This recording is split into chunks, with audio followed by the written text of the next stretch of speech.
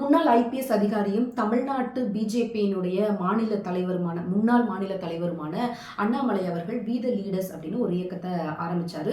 கடந்த 2 வாரமா பயங்கர பேசு பொருளாக இருந்துச்சு. இப்போ வரைக்கும் பார்த்தீங்கன்னா 20 லட்சம் பேர் அந்த இயக்கத்தில் உறுப்பினராக மாறி இருக்காங்க. அடுத்த மாசத்துல அதை ஒரு அரசியல் இயக்கமாக நான் கன்வெர்ட் பண்ண போறேன். 50 லட்சம் பேர் அந்த இயக்கத்தில் சேர்ந்ததுக்கு அப்புறமாக அடுத்த நடவடிக்கைகள் எப்படி இருக்கும் அப்படிங்கிறது எல்லாத்தையும் அண்ணாமலை அவர்கள் சொல்லியிருக்காரு. அதே மாதிரி உள்ளாட்சி தேர்தலில் நாங்கள் போட்டியிட போகிறோம். உள்ளாட்சி தேர்தலில் நிற்கிறதுக்கு முன்னாடி அரசியல்னா என்ன அப்படிங்கிறத நாங்கள் எல்லாத்துக்கும் சொல்லிக் கொடுக்க போகிறோம் அப்படின்னு சொல்லியிருக்காரு. அவருக்கு நம்முடைய வாழ்த்துக்கள். ஏன்னா ஒரு ஜனநாயக நாட்டில் யார் வேணாலும் அரசியல் கட்சி ஆரம்பிக்கிறதுக்கு எல்லா உரிமையும் இருக்குது. அதே மாதிரி மாற்று கருத்து உள்ள கட்சிகள் வரும்பொழுது தான் இங்கே ஜனநாயகம் தலைக்கும். ஏன்னா நிறைய கட்சிகள், இது இந்தியாவே பல கட்சி முறை இல்லையா, அப்போ நிறைய கொஸ்டின்ஸ், நிறைய இவங்க ஏன் செய்கிறாங்க அப்படின்னு கொஸ்டின்ஸ் கேட்கும்போது தான் ஜனநாயகம் அப்படிங்கிறது தலைக்கும் அப்படிங்கிறதுல எந்த சந்தேகமும் இல்லை.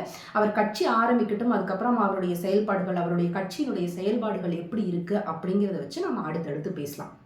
இப்போது அண்ணாமலை அவர்கள் மீடியாவை சந்திக்கும் போது 2 முறை சந்திச்சிருக்காரு. போன வாரம் ஒரு முறை, இந்த டைம் ஒரு முறை சந்திக்கும் போதெல்லாம் ஒரு விஷயத்த அவர் திரும்ப திரும்ப சொல்லிகிட்டே இருந்தார். அந்த முக்கியமான விஷயத்தை பற்றி தான் நாம் இன்னைக்கு பேச போகிறோம்.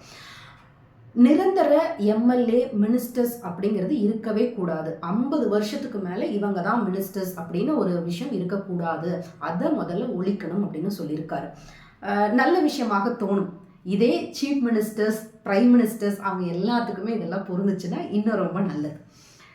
இப்போ அண்ணாமலை அவர்கள் சொன்ன மாதிரி நம்ம எல்லாத்துக்குமே அது ஆமாம், அவங்க நிரந்தரமாலாம் இருக்க வேண்டாம் அப்படின்னு நமக்கு தோணும். ஆனால் கான்ஸ்டியூஷன் அப்படி சொல்லுதா அப்படின்னு கேட்டிங்கன்னா கிடையாது. கான்ஸ்டியூஷனில் நிரந்தர எம்எல்ஏ, நிரந்தரம் அப்படிங்கிற ஒரு போஸ்ட் சொல்லப்படவே இல்லை. எதுவுமே நிரந்தரம் கிடையாது. ஒரு எம்எல்ஏ அப்படிங்கிறவங்க 5 வருஷம் தான் அவங்களுடைய பதவிக்காலம். அதாவது மக்கள் தேர்ந்தெடுப்பாங்க, எலெக்ஷன் வரும், மக்கள் தேர்ந்தெடுப்பாங்க, அதுலேருந்து 5 வருஷம். அதுக்கப்புறம் அவங்க ரிசைன் பண்ணாலும் பண்ணாட்டியும் அது ஆட்டோமேட்டிக்காக இல்லாமல் போயிடும். அதுக்கப்புறம் அடுத்த எம்எல்ஏ வருவாங்க. இதுதான் கான்ஸ்டியூஷனில் சொல்லப்பட்டிருக்கிறது. மினிஸ்டர்ஸும் இது ஒன்றும் இல்லை. எம்எல்ஏவாக இருப்பாங்க தான் மினிஸ்டர்ஸாக இருப்பாங்க, சீஃப் மினிஸ்டராக இருப்பாங்க. அதனால் ஒரு எம்எல்ஏவை தேர்ந்தெடுக்கிறது அப்படிங்கிறது மக்களுடைய ஒரு கடமை. அதனால் மக்கள் ஓட்டு போடுவாங்க. ஆனால் அங்கே கேண்டிடேட்டாக நிற்க வைக்கிறது எல்லாருமே கட்சிகள் சார்பில் தான் நிற்க வைப்பாங்க.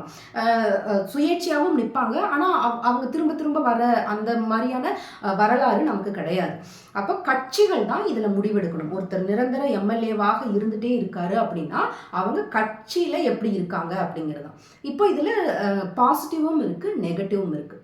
முதல்ல பாசிட்டிவ் என்ன அப்படின்னு பார்த்தீங்க அப்படின்னா, ஒருத்தருக்கு ஒரு முறை தான் பதவின்னு சொல்லிட்டீங்க, எம்எல்ஏ பதவி அப்படின்னு சொல்லிட்டீங்க அப்படின்னா அவங்களுக்கு தெரியும் அதுக்கப்புறமா நம்ம வரப்போகிறது இல்லை, அடுத்த முறை எம்எல்ஏ பதவி நமக்கு கிடைக்க போகிறது இல்லை அப்படின்னு நினச்சிட்டா அவங்க அடுத்த முறை வராததுனாலும் கூட அதிகமான ஊழல் செய்வதற்கும் வாய்ப்பு இருக்குது. இல்லை அடுத்த முறை நம்ம வராமல் இருப்போம் அப்படிங்கிறதுக்காக ஊழல் கம்மியாக செய்கிறதுக்கும் வாய்ப்பு இருக்குது. இது ரெண்டுமே வாய்ப்பு இருக்குது. அதனால அதிகாரத்தை தவறாக பயன்படுத்துறது கொஞ்சம் குறையும் நினைக்கிறேன். ஏன்னா ஒரு முறை தான் பதவி அப்படிங்கிறது ஒரு பக்கம், ஒரே ஒரு முறை தான்ப்பா பதவி, அதனால இதை நான் நல்லா பயன்படுத்திக்கணும்னு நினைச்சு பயன்படுத்திக்கிறதுக்கும் வாய்ப்பு இருக்கு.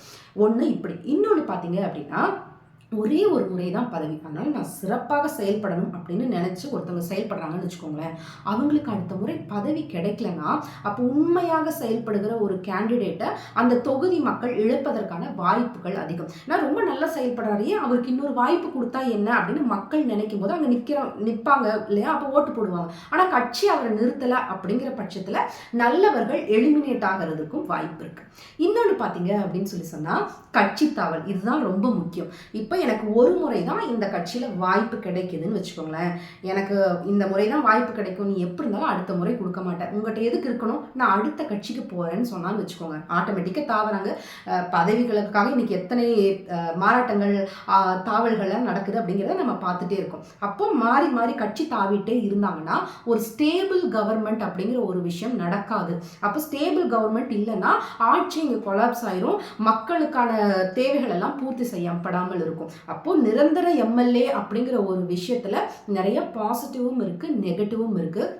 இதெல்லாம் இது எல்லாத்தையும் எப்படி சரி பண்ணி, எப்படி கொண்டு வர போறாங்க அப்படிங்கிறத நம்ம பார்க்கணும். ஒரு பக்கம் நல்லதாக தெரிஞ்சாலும், இதில நெறைய பிரச்சனைகள் இருக்கு அப்படிங்கிறதையும் புரிஞ்சுக்கணும். அண்ணாமலை அவர்கள் சொல்லியிருக்காங்கல்ல, ஸோ அதனால அவர் அதுக்கப்புறமா எப்படி அத கொண்டு வர போறாரு அப்படிங்கிறத காத்திருந்து பார்க்கலாம். இது நல்லது தானே இருக்கு. ஏன் இப்படி செய்யக்கூடாது அப்படின்னு உங்களுக்கும் கூட தோணியிருக்கும். இத பத்தி நீங்க என்ன நெனைக்கிறீங்க? உங்களுக்கு ஏதாவது கருத்துக்கள் இருக்கு அப்படின்னா, கமெண்ட் செக்ஷன்ல அத சொல்லுங்க. அத வச்சு நம்ம டிஸ்கஸ் பண்ணலாம்.